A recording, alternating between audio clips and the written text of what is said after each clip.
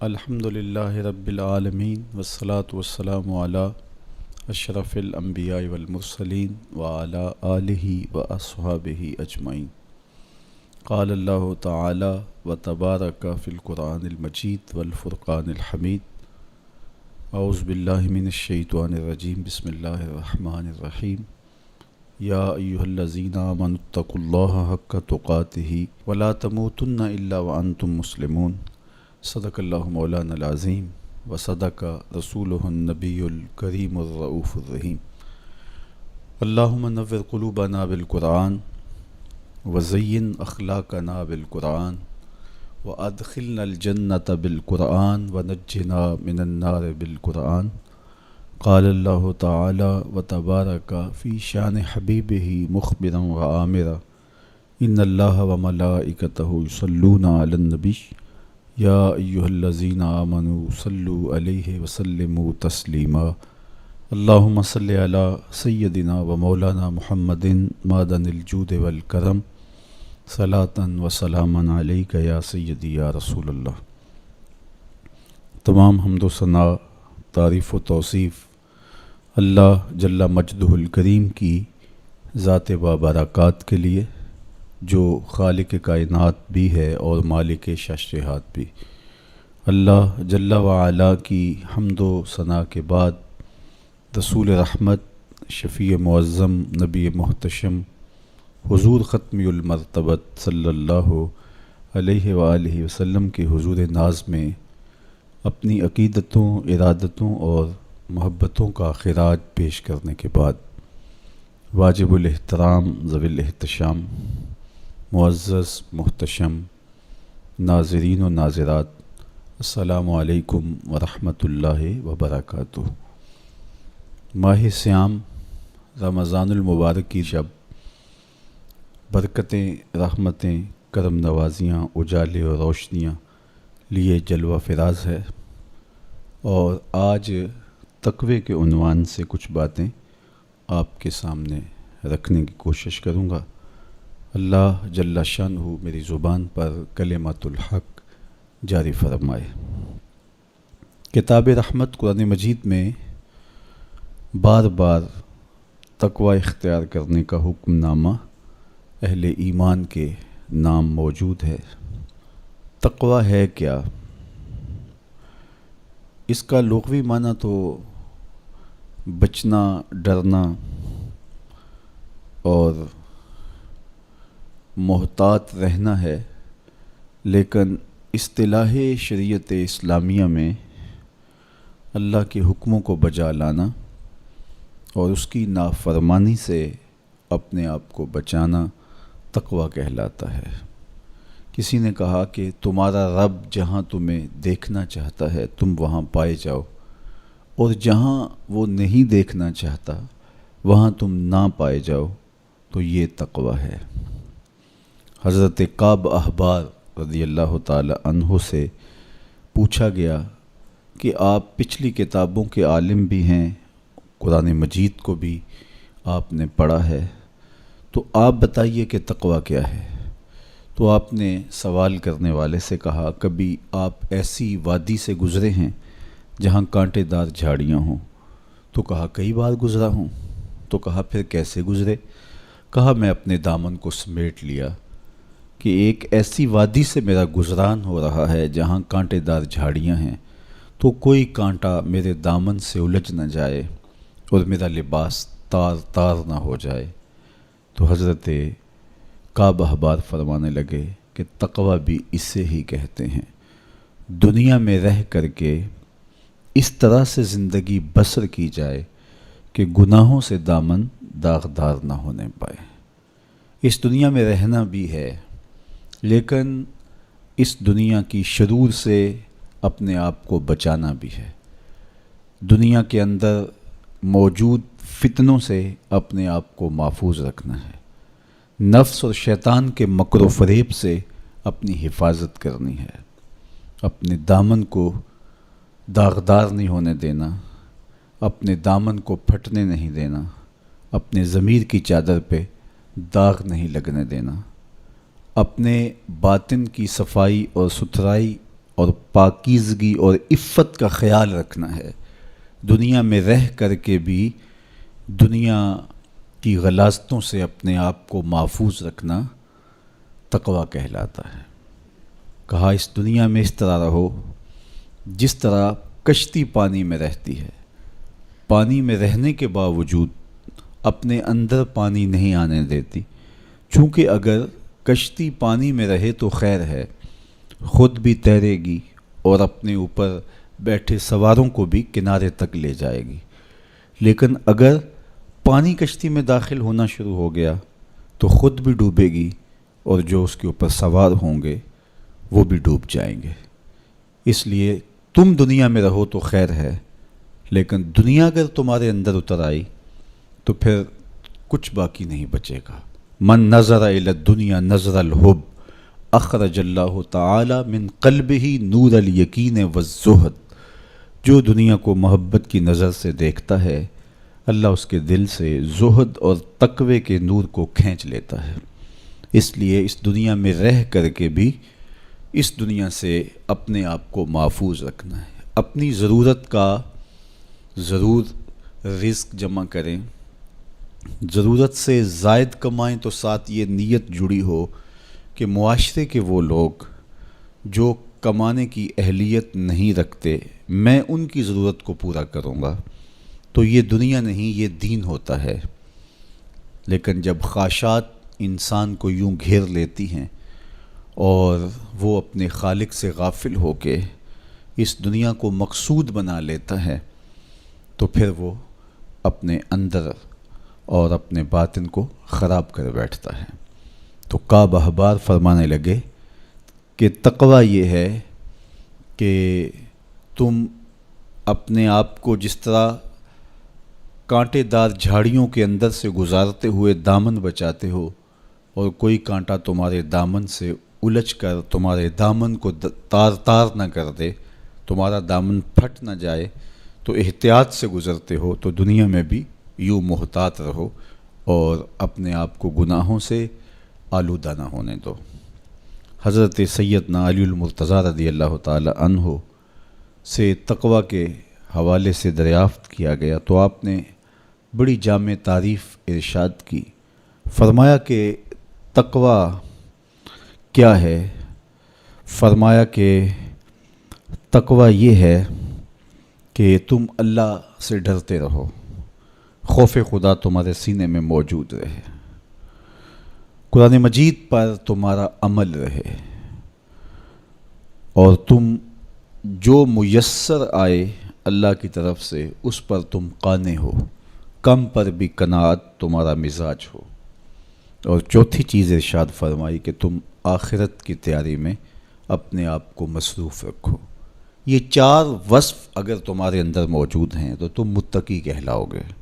سب سے پہلا وصف کیا ہے کہ اپنے آپ کو اللہ جل شانہ کے خوف میں مبتلا رکھو، اللہ کا ڈر تمہارے سینے میں موجود رہے۔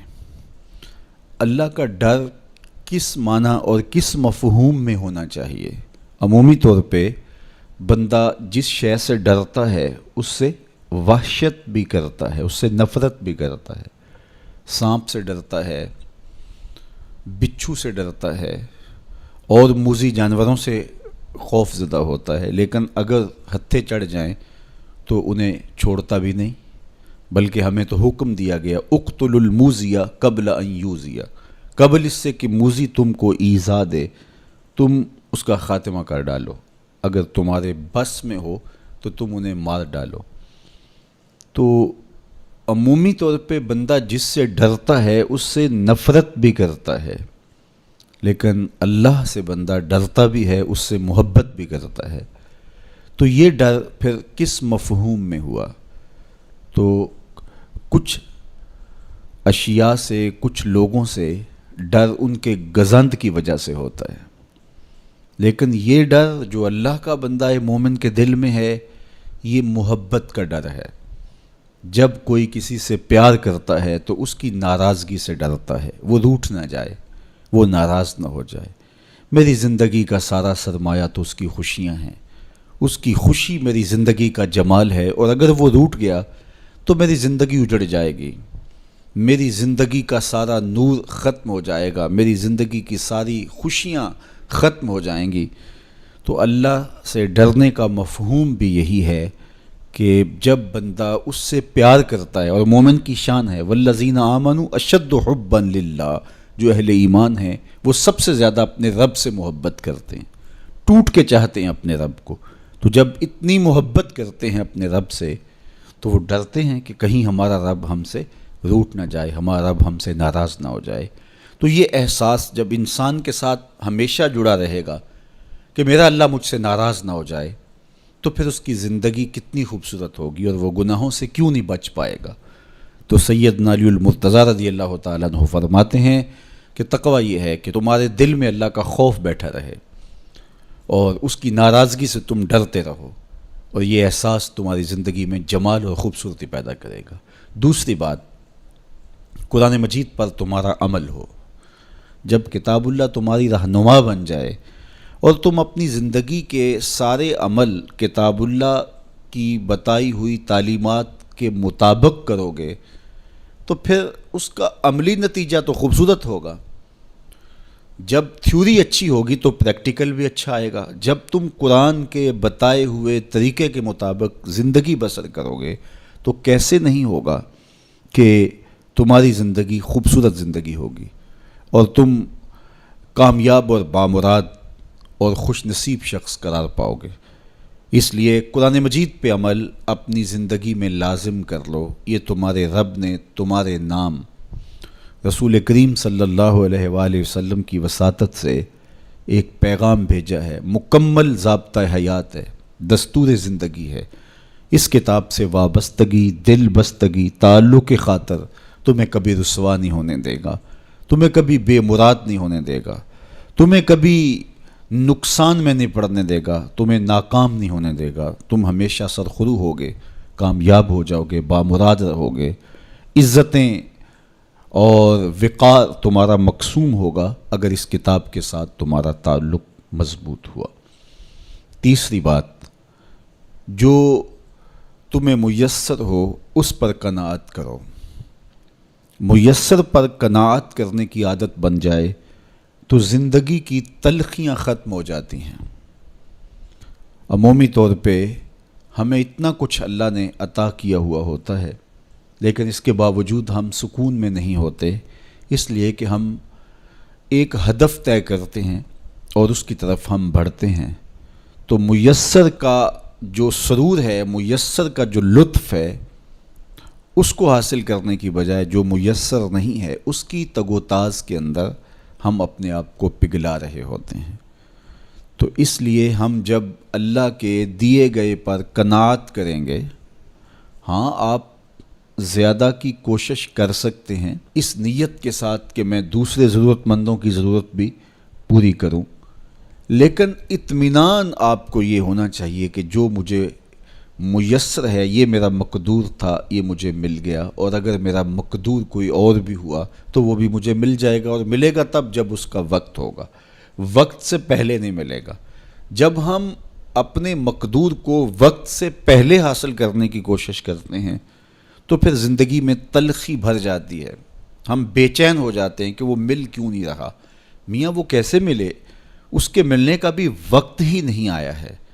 تو ہم ایک اضطراب میں مبتلا ہو جاتے ہیں، بے چین ہو جاتے ہیں۔ اور اگر ہم یہ یقین کر لیں کہ ہمارے مقدور کا ہمیں جب وقت ہوگا تو ضرور ملے گا، تو پھر زندگی کے اندر ایک طمانینت پیدا ہو جائے گی۔ تو جو تھوڑا میسر ہے، جو زیادہ میسر ہے، اس پر ہم مطمئن ہونے کی عادت پیدا کر لیں۔ سیدنا علی المرتضیٰ رضی اللہ تعالی عنہ سے ہی مروی حضور کا ایک فرمان ہے، جو اللہ کے دیے گئے تھوڑے رزق پہ راضی ہو گیا، اللہ اس کے تھوڑے عملوں پہ راضی ہو جائے گا۔ تو قناعت کا جوہر نصیب ہو جائے تو پھر زندگی سوکھی بھی ہو جاتی ہے اور تقوی کی دولت بھی نصیب ہو جاتی ہے۔ چوتھی چیز سیدنا علی المرتضیٰ رضی اللہ تعالیٰ عنہ فرماتے ہیں، یہ ہے کہ تم آخرت کی تیاری میں لگے رہو۔ تمہارا جب ہدف وہ ہے کہ میں ایک دن اللہ کے حضور پیش ہونا ہے اور اپنے سارے اعمال کی جواب دہی اور سارے اعمال کا حساب میں نے اس کے حضور پیش کرنا ہے، تو پھر تم پھونک پھونک کے قدم رکھو گے، حزم و احتیاط سے زندگی گزارو گے۔ اور تقوی نام ہی حزم و احتیاط کا ہے، تقوی نام ہی زندگی کو منظم اور مرتب کر کے اللہ کے حکموں کو بجا لانے کا ہے۔ حضرت شیخ احمد شیخ مجدد الفسانی علیہ رحمہ فرماتے ہیں کہ تقوی دو چیزوں سے عبارت ہے، ایک اللہ کے حکموں کو بجا لانا اور ایک اللہ کی منع کردہ چیزوں سے اجتناب کرنا۔ اور بڑی خوبصورت بات آپ نے کی، فرمایا اللہ کے حکموں کو بجا لانا، اس کی اطاعت اور فرما برداری کرنا، یہ تو فرشتے بھی کرتے ہیں اور انسان بھی کرتے ہیں، لیکن وہ چیزیں جو منع کی گئی ہیں ان سے رک جانا تو یہ کام صرف انسانوں کا ہے، چونکہ فرشتوں کے اندر تو یہ چیز ہی موجود نہیں ہے، ان کے اندر خواہشات رکھی ہی نہیں گئی جن سے وہ رک جائیں، آرزوئیں رکھی ہی نہیں گئیں جن سے وہ باز آ جائیں۔ تو وہ تو اللہ کی عبادت کرتے ہیں، ذکر و فکر میں لگے ہیں، طاعت اور فرما برداری میں لگے ہیں، اور ان امور سے رکنے کا ان کا باب ہی نہیں ہے، تو یہ حضرت انسان کا کام ہے کہ وہ ان امور سے منع ہو جائے جن امور سے ان کے رب نے انہیں منع کیا ہے۔ تو یہ شے حضرت انسان کو ممتاز کرتی ہے اور تقوی کے حصول کا ذریعہ اور ضامن بنتی ہے۔ اللہ جل شانہ کے منع کردہ کاموں سے رک جائے اور اس کے حکموں کو بجا لانے کی کوشش میں لگا رہے، یہ تقوی کہلاتا ہے۔ بعض نے یہ کہا کہ انسان کے جو ظاہری اعمال ہیں اور انسان کے جو باطنی اعمال ہیں، ان دو اعمال کو دو حصوں میں تقسیم کیا، تو کہا کہ جو باطن کے اعمال ہیں وہ تقوی کہلاتے ہیں۔ آپ کوئی نیک عمل کرتے ہیں تو ظاہر ہے کہ وہ امتثال امر کے طور پہ آپ وہ کام بجا لا رہے ہیں، لیکن اب آپ دل سے بھی رکے ہوئے ہیں اس کام سے، تو یہ آپ کے دل کا عمل ہے اور یہ تقوی کہلاتا ہے۔ قرآن مجید میں اللہ تعالیٰ نے ایک مقام پہ ارشاد فرمایا، جو اللہ کی نشانیوں شعائر اللہ کی تعظیم کرتے ہیں تو یہ دل کا تقوی ہے۔ تو تقوی کا تعلق پھر جڑ جاتا ہے دل سے۔ میرے اور آپ کے آقا و مولا حضور نبی رحمت صلی اللہ علیہ وآلہ وسلم نے ارشاد فرمایا، التقوی ہا ہونا، التقوی ہا ہونا۔ حضور نے اپنے سینے کی طرف اشارہ کر کے کہا تقوی یہاں ہے، تقوی یہاں ہے۔ تو تقوی کا مرکز انسان کا دل ہے۔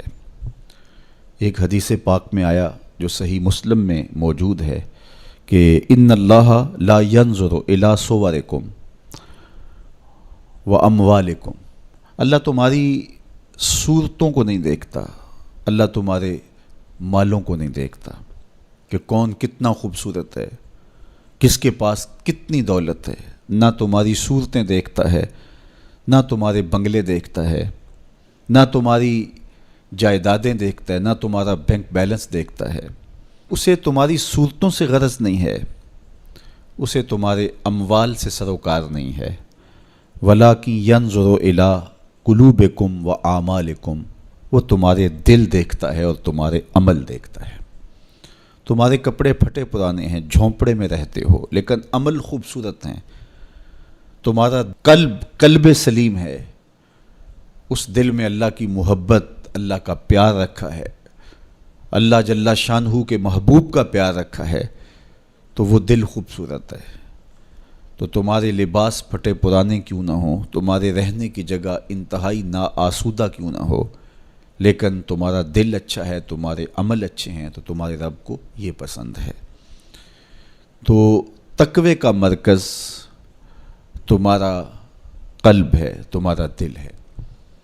تو دل کی پاکیزگی، دل کی صفائی، دل کی ستھرائی، یہ اللہ جل شانہ کو محبوب ہے۔ ہم عمومی طور پہ اپنے ظاہر کو سنوارنے میں لگے رہتے ہیں اور باطن ہمارا میلا کچیلا ہی رہتا ہے۔ ہمارا رب ہم سے اس بات کا تقاضا کرتا ہے کہ تمہارا دل بھی ستھرا ہونا چاہیے، تمہارا دل بھی پاک ہونا چاہیے۔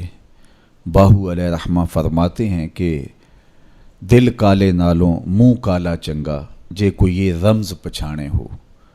تو اصل تو پاکیزگی، طہارت، صفائی، عفت قلب کی ہے۔ تو اس لیے اللہ تعالیٰ جل شانہ نے مومنین کے قلوب کی پاکیزگی، طہارت اور صفائی اور عفت کا تقاضا اہل ایمان سے کیا ہے۔ اللہ جل شانہ نے بندوں کو جو عزت عطا کی ہے تو اس کا معیار تقویٰ کو قرار دیا۔ کون کتنا معزز ہے یہ اس کی دولت سے نہیں ناپا جا سکتا، اس کے قبیلے اور اس کے خاندان سے نہیں جانچا جا سکتا، اس کے لباس سے آپ یہ اندازہ نہیں کر سکتے کہ یہ معزز شخص ہے۔ کسی شخص کا کسی قوم سے تعلق ہے اور وہ گوری رنگت والی قوم ہے، یا وہ کسی اور رنگت سے متعلق ہے، تو وہ اس کی عزت کا ظرف نہیں ہے۔ ان اکرمکم عند اللہ اتقاکم، تم میں سے معزز وہ ہے جو متقی ہے، جو پرہیزگار ہے۔ دیکھیے ابو لہب قریشی النسب تھا، لیکن خوبصورت ہونے کے باوجود، عالی مرتبت نسب رکھنے کے باوجود آج بھی اس پر لعنتیں برس رہی ہیں۔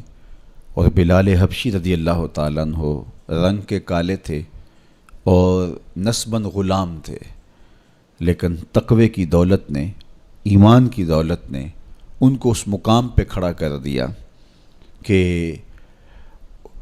وہ ہاشمی النسب شخص تقوی اور ایمان کی عدمیت کی وجہ سے ان کے قدموں سے لگی ہوئی دھول تک بھی نہ پہنچ سکا، اور وہ عزتوں کے اس شرف کو حاصل کرتے ہیں جو انہی کا مقسوم ہے۔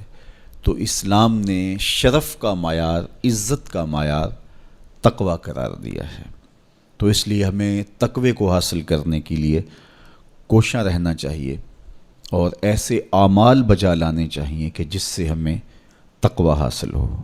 حضرت شیخ احمد مجدد الفسانی علیہ رحمہ فرماتے ہیں، جو شخص اپنے اوپر 10 چیزوں کو لازم کر لیتا ہے تو لازمی نتیجہ یہ ہوتا ہے کہ وہ متقی بن جاتا ہے۔ وہ 10 چیزیں کون سی ہیں؟ ماہ صیام کے ان حسین لمحوں میں ہمیں وہ 10 اوصاف اپنے اندر پیدا کرنے چاہیے تاکہ ہم متقی بن جائیں، اور متقی اللہ کے محبوب بندے ہیں۔ تقوی اختیار کرنے والے اللہ جل شانہ کی رحمتوں کے خاص مستحق ہیں۔ جنہیں تقوی کا نور نصیب ہوتا ہے وہ اللہ کی رحمتوں کے سائے میں آ جاتے ہیں۔ اگر ان پر مصائب، آلام، مشکلیں آتی ہیں تو ان کے تقوی کی وجہ سے اللہ انہیں راستے عطا کر دیتا ہے۔ وَمَن يَتَّقِ اللَّهَ يَجْعَل لَّهُ مَخْرَجًا وَيَرْزُقْهُ مِنْ حَيْثُ لَا يَحْتَسِبُ۔ اللہ اکبر۔ ارشاد فرمایا کہ جو اللہ سے ڈرتا ہے، تقوی اختیار کرتا ہے، اس کے لیے ہم مصیبت سے نکلنے کے راستے پیدا کر دیتے ہیں، اور اللہ جل شانہ اس کے لیے وہاں سے رزق عطا کرتا ہے جہاں سے اسے گمان بھی نہیں ہوتا ہے۔ تو یہ تقوی کا نتیجہ ہے جو اہل تقوی کو نصیب ہوتا ہے۔ تو حضرت شیخ نے 10 وہ امور بتائے جو اپنے اوپر لازم کر لینے سے تقوی نصیب ہوتا ہے۔ سب سے پہلی بات آپ فرماتے ہیں زبان کو غیبت سے بچائے۔ اتقاء کے حصول کے لیے زبان کو پاک کرنا ضروری ہے۔ انسان کے زیادہ تر گناہ اس کی زبان کی وجہ سے ہیں، اور غیبت یہ بدترین عمل ہے، اور اس کو بدکاری سے بھی برا قرار دیا گیا ہے۔ الغیبت اشد من الزنا، تو اپنی زبان کو غیبت سے بچائے۔ دوسری بات ارشاد فرمائی کہ بدظنی سے بچے، کسی سے خواہ مخواہ بدگمان ہو جانا اور اپنے دل کو کسی کے لیے میلا کر لینا اور اس کی بدگمانی دل میں پالنا، تو یہ تقوی کے منافی ہے۔ تو کسی کی بدگمانی سے، بدظنی سے اپنے دل کو بچائے، زبان کو غیبت سے بچائے، دل کو بدگمانی سے بچائے، اور مسخرہ پن سے بچے، بات بات پہ ٹھٹھے مار کے ہنسنا اور اس طرح کی زندگی بسر کرنا۔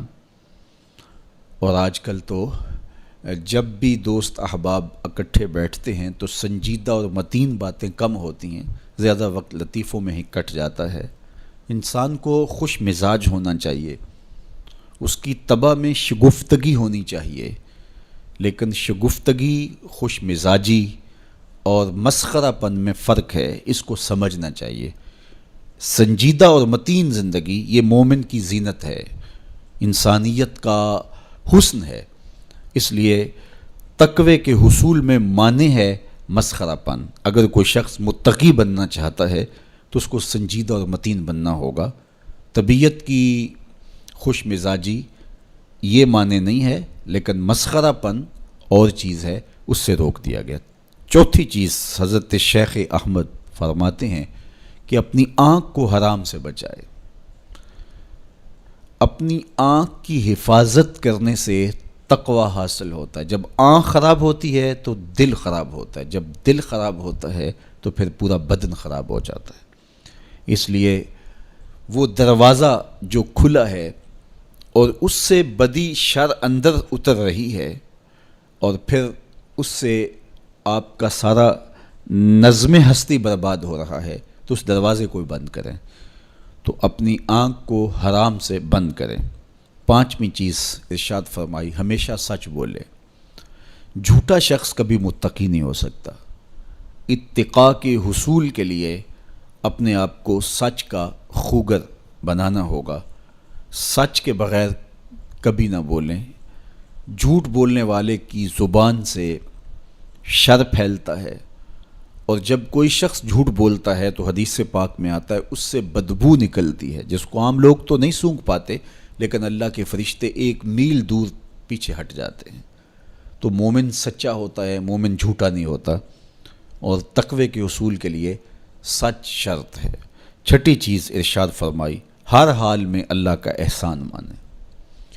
جب کوئی بھی انسان پر بہتری آئے تو اس وقت یہ کہے کہ یہ میرے رب کا احسان ہے کہ مجھے یہ حاصل ہوا ہے۔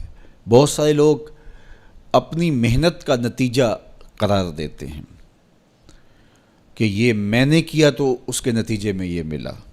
بسا اوقات آپ کتنا سیدھا کام کر رہے ہوتے ہیں، کتنی محنت کر رہے ہوتے ہیں، لیکن نتیجہ اس کے برعکس آ رہا ہوتا ہے۔ سیدنا علی المرتضیٰ رضی اللہ تعالیٰ عنہ فرماتے ہیں، میں نے اللہ کو اپنے ارادوں کی شکست سے پہچانا، تو یہ اس کی کرم نوازی ہے کہ اس نے ایسا کر دیا۔ صحت میرا کمال نہیں، یہ اللہ کی عطا ہے۔ علم میرا کمال نہیں، یہ اللہ کی عطا ہے۔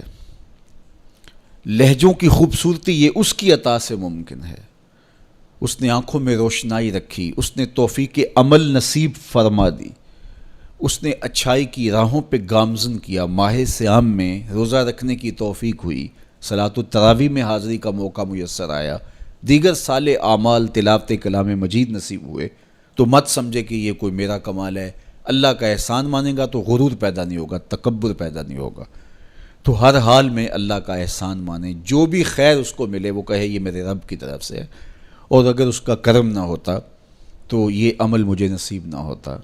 اور کتنے عمل ہیں کہ نصیب ہونے کے بعد عجب سے، تکبر سے، ریاکاری سے برباد ہو جاتے ہیں۔ کیتی کتری پئی کھو محمد تے سکہ بنیا زردہ، کتنے عمل ہیں کہ برباد ہو جاتے ہیں، تکبر آ گیا، عجب آ گیا، ریاکاری آ گئی، تو یہ اس کی طرف سے ہی ہے۔ تو جب یہ کہے گا تو عجب، تکبر، غرور کچھ پیدا نہیں ہوگا، تو پھر عمل قبول ہوگا اور انسان تقوی کی منزل تک پہنچے گا۔ ساتویں چیز، اپنا مال راہ حق میں خرچ کرے۔ ناحق راستے پر ایک درہم بھی خرچ نہ کرے۔ کمایا ہوا مال راہ حق میں خرچ کرنے سے اتقاء کی دولت نصیب ہوتی ہے۔ اللہ قیامت کے دن بندے کے قدم اپنے حضور سے ہٹنے نہیں دے گا جب تک اس سے 3 سوال نہیں کر لے گا۔ ان میں سے ایک سوال یہ ہوگا کہ مال کمایا کہاں سے، مال خرچ کہاں کیا۔ جس طرح مال حلال کمانا ضروری ہے، مال کو جائز جگہوں پہ خرچ کرنا بھی ضروری ہے، حق کے راستے پہ خرچ کرنا بھی ضروری ہے۔ اس لیے یہ اپنی طبع کے اندر لازم کر لے کہ کبھی بھی اس کا مال کسی ناجائز اور فضول کام میں خرچ نہ ہو، راہ حق میں اس کا مال لگے۔ 8ویں چیز، نفس کے لیے کبھی بڑائی بلندی نہ چاہے، اس سے طبیعت میں سرکشی آئے گی اور تقوی کے راستے میں یہ عمل مانے ہے۔ اور نمازوں کی حفاظت کرے۔ نمازوں کی اگر حفاظت نہیں کرتا تو باقی سارے عمل اس کے پاس ہیں، تو وہ متقی کیسے بن سکتا ہے؟ چونکہ یہ تو اسلام کا بنیادی فریضہ ہے جو اہل ایمان پر لازم کیا گیا ہے، جو کسی صورت کے اندر بھی، حتیٰ کہ حالت بیماری کے اندر بھی معافی جس کی نہیں ہے، سفر کے اندر بھی نماز کی معافی نہیں، مختصر کر دی گئی، قصر کر دی گئی، لیکن معافی نہیں دی گئی۔ حالت جنگ کے اندر بھی اس کی معافی نہیں ہے۔ تو نمازوں کی محافظت کرے۔ اور 10ویں چیز، حضرت شیخ فرماتے ہیں عقیدوں کی صحت کا خیال رکھے، اپنے عقیدے، اپنے نظریات خوبصورت رکھے، وہی جو طریقہ مبارکہ اہل سنت و جماعت کے بزرگوں کے عقائد تھے اور شروع سے صحابہ سے لے کے دور موجود تک چلے آ رہے ہیں، ان کی مطابقت کے اندر اپنے عقیدے رکھے۔ نظریات کا عکس اعمال پہ ہوتا ہے، اگر نظریات اچھے نہیں ہیں تو اعمال بھی اچھے نہیں ہیں۔ تو یہ 10 خوبیاں اور 10 چیزیں اگر کسی شخص نے اپنے اندر لازم کر لیں تو پھر لازمی نتیجہ یہ ہے کہ وہ متقی بن جائے گا، وہ پرہیزگار بن جائے گا۔ روزے کا مقصد بھی تقوی ہے، تو یہ بات ذہن میں رکھیے گا کہ صرف روزہ ہی نہیں، ہر عمل خیر کا مقصود تقوی ہے۔ تقوی کا حصول یہ اہل ایمان سے تقاضا ہے ہمارے رب کا کہ وہ متقی بن جائیں۔ متقی ایک صاف ستھرا انسان ہوتا ہے، پاکیزہ وجود ہوتا ہے۔ متقی شخص کسی کو ضرر نہیں دیتا، کسی کو دکھ نہیں پہنچاتا، وہ کسی کا حق غصب نہیں کرتا، کسی پر ظلم، زیادتی، جور و تعدی سے پیش نہیں آتا، وہ لوگوں کے حقوق کی پاسداری کرتا ہے، وہ اپنے فرائض کو پورا کرتا ہے، وہ خلق کے حق کو بھی ادا کرتا ہے اور خالق کے حق کو بھی ادا کرتا ہے۔ وہ دھرتی پر اللہ جل شانہ کی رحمتوں کا روپ ہے، دھرتی کا بوجھ نہیں ہے بلکہ دھرتی کی زینت ہے۔ تو ایسے پاکیزہ وجود یہ مقصود ہیں شریعت کے، اس لیے ہمیں تقوی ہر صورت میں حاصل کرنا چاہیے۔ قرآن مجید میں تقریباً 258 مرتبہ تقوی کو اختیار کرنے کا مختلف صیغوں کے ساتھ حکم دیا گیا ہے۔ تو اب آپ اندازہ کیجئے یہ کتنی اہم شے ہے جس کا تقاضا اہل ایمان سے کیا گیا ہے۔ تو اللہ جل شانہ کی بارگاہ میں میری دعا ہے جملہ ناظرین کے لیے، ناظرات کے لیے، آپ سب لوگوں کے لیے، اپنے لیے، اپنے ساتھ جڑے ہوئے تمام لوگوں کے لیے کہ اللہ سب کو اتقاء کی دولت نصیب کر دے۔ یہ زندگی بے مقصد نہ گزر جائے۔ ہم جس مقصد کے لیے آئے ہیں ایسا نہ ہو کہ ساری زندگی گزار کے چلے جائیں اور خالی دامن لے کے اللہ کے حضور پیش ہوں۔ نہیں، اس دامن کو تقوی کے نور سے بھر کر اس کے حضور پیش ہوں، لیکن اس کے فضل پہ آس ہو، مغرور نہ ہونا، جو میسر آ جائے اس کو اللہ کا احسان سمجھنا، اور اس کے حضور کہا مالک مجھ سے تو یہی ہو سکا ہے، اور یہ بھی میری کوتاہیاں اور میری کمزوریوں کے ساتھ ہے سب کچھ، تو اپنے کرم سے میرے پہ رحم فرما۔ تو اللہ تعالیٰ کو ایسا بندہ بڑا پسند ہے جو اس کو راضی کرنے کی کوشش میں لگا رہتا ہے ساری زندگی۔ آپ کے پاس ایک ملازم ہے اور وہ کمزور ہے، لیکن سارا دن کوشش میں لگا رہتا ہے، کبھی وہ دیواریں صاف کر رہا ہے، کبھی وہ آپ کے دروازے پر کپڑا لگا کے اس کو صاف ستھرا کر رہا ہے، کبھی پانی آپ کو پیش کر رہا ہے، کبھی آپ کی گاڑی کو کپڑا لگا کے صاف کر رہا ہے، کبھی اور آپ کے کام میں لگا ہے، اور وہ کمزور ہے، کبھی بیچارہ تھک کے دھوپ میں بیٹھ بھی جاتا ہے، کبھی اس سے ہوتا ہے کبھی اس سے نہیں ہوتا، لیکن وہ نیت سے برا نہیں ہے، ہر وقت اس کی کوشش ہے کہ صاحب مجھ سے راضی ہو جائیں، تو آپ اس کی بہت ساری کوتاہیاں معاف کر دیتے ہیں۔ وہ کہتے ہیں یار کمزور ضرور ہے لیکن نیت کا ماڑا نہیں ہے۔ تو یار اگر ہم نیت کے ماڑے نہ ہوں، ساری زندگی اللہ کو راضی کرنے کے لیے گزار دیں، تو وہ بھی تو دیکھ رہا ہے یہ میرا بندہ ہے۔ میرے شیخ کامل کا ایک شعر مجھے ابھی یاد آیا کہ دلوں میں بری نہیں نہ نیتوں بری میں، دلوں میں بری نہیں نہ نیتوں بری میں، گناہ میں تو ہو جاندے لاچاریاں نو۔ اگر پھر بھی کوئی گناہ ہو جائے تو اللہ کریم ہے، رؤوف ہے، معاف کرنے والا ہے۔ تو تقوی کا یہ بھی نتیجہ ہے، اس کا ثمرہ ہے کہ آپ سے گناہ سرزد ہو جائے تو آپ کو فوراً توفیق توبہ مل جاتی ہے۔ اگر یہ صالح اعمال آپ بجا لاتے ہوں تو زندگی کے اندر گناہوں کا سرزد ہونا ممکن ہے، لیکن متقی شخص سے گناہ سرزد ہو جائے تو وہ فوراً رجوع اللہ کرتا ہے، فوراً اس کو توفیق توبہ نصیب ہو جاتی ہے، اس کو کھٹکنے لگتا ہے کہ مجھ سے کچھ ہو گیا ہے، تو وہ بے چین ہو جاتا ہے۔ تو آئیے میں اور آپ اپنی زندگیوں میں تقوی کے نور کو بھر لیں۔ جہاں نور ہوگا وہاں اندھیرا نہیں ہوگا، اور اگر یہ نور باطن میں نہیں اترے گا تو وہاں اندھیرے ہوں گے، ظلمتیں ہوں گی۔ تو اندھیروں سے اور ظلمتوں سے اٹا ہوا دل لے کے ہم اللہ کے حضور پیش نہ ہوں، بلکہ نور سے بھرا ہوا دل اس کی دہلیز پہ رکھیں اور اس کی رحمتوں کی خیرات مانگیں۔ ماہ صیام کی مبارک گھڑیوں کی برکت سے اللہ مجھے آپ کو تقوی کی دولت نصیب فرمائے۔ جو کہا گیا اس کو روحوں میں اتار دے، باطن کی پاکیزگی ستھرائی نصیب کرے۔ وآخر دعوانا ان الحمد للہ رب العالمین۔